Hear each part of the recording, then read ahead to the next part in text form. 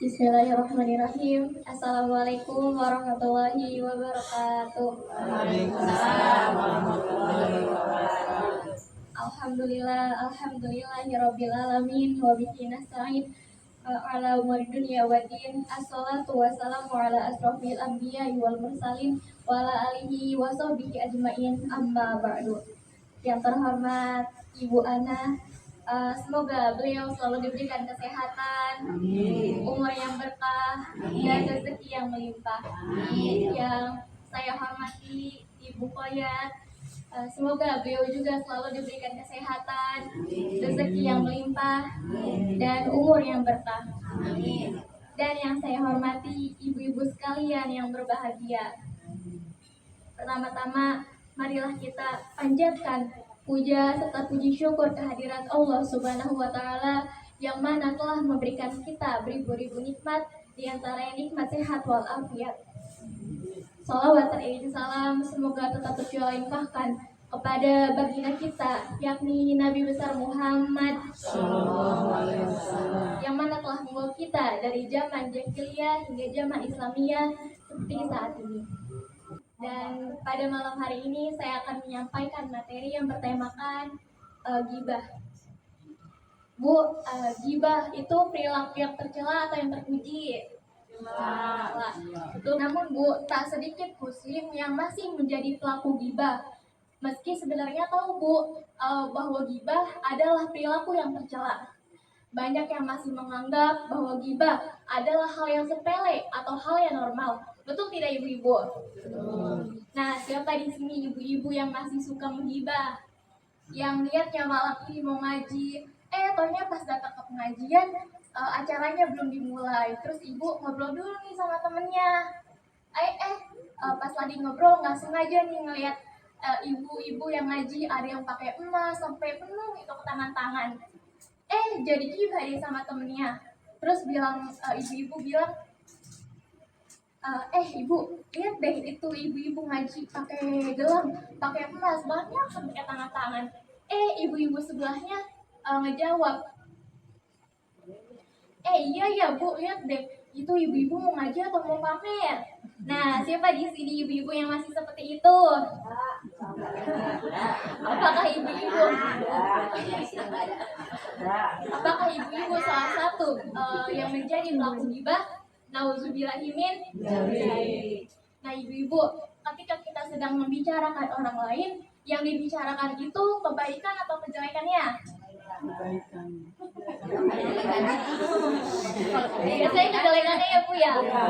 Nah jadi Bu, ghibah adalah membicarakan orang lain dengan cara melontarkan isu-isu atau berita-berita negatif dengan mencari kesalahan orang lain.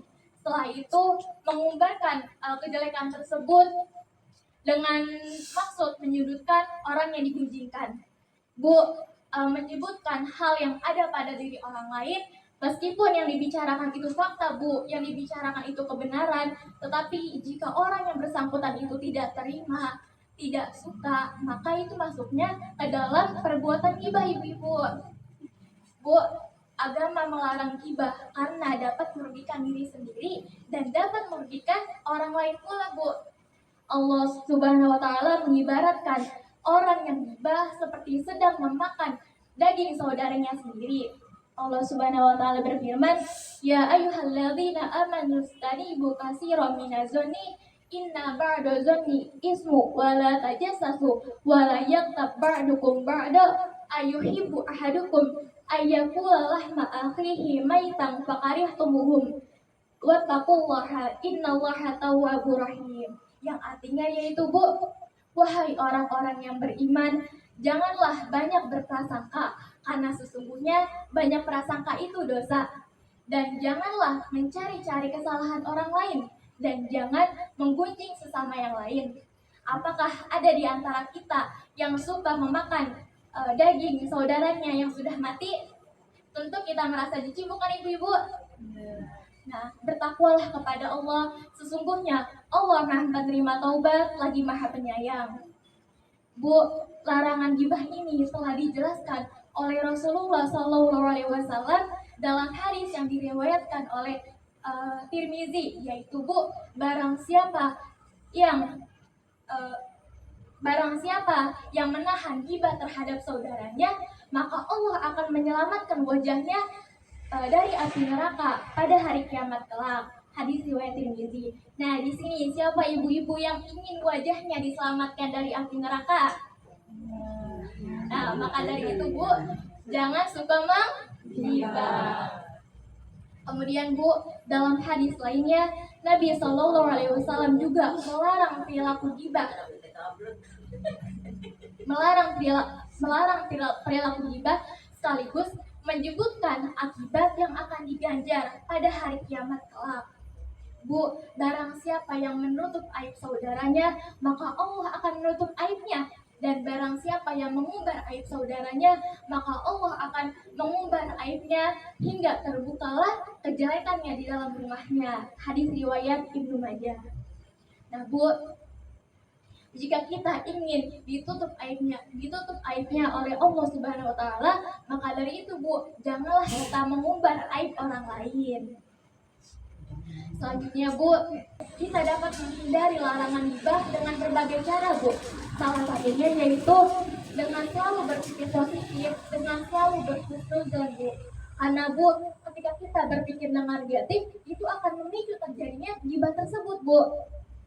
Bu, betapa pentingnya untuk selalu berpikir positif terhadap sesama, terhadap keluarga, terhadap masyarakat, dan terhadap siapapun Bu.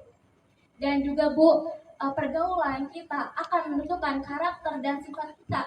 Jika ibu-ibu semua, jika kita semua selalu bergaul dengan orang yang baik, bergaul dengan orang yang tidak pernah menghibah, maka kita pun akan seperti itu Bu, akan terbawa menjadi orang yang baik, akan terbawa menjadi orang yang tidak pernah menghibah.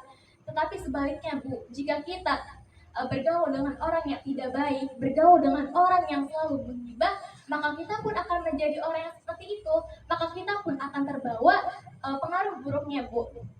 Dan selanjutnya Bu, alasan ghibah ini dilarang oleh agama karena yang pertama itu akan menyebabkan permusuhan.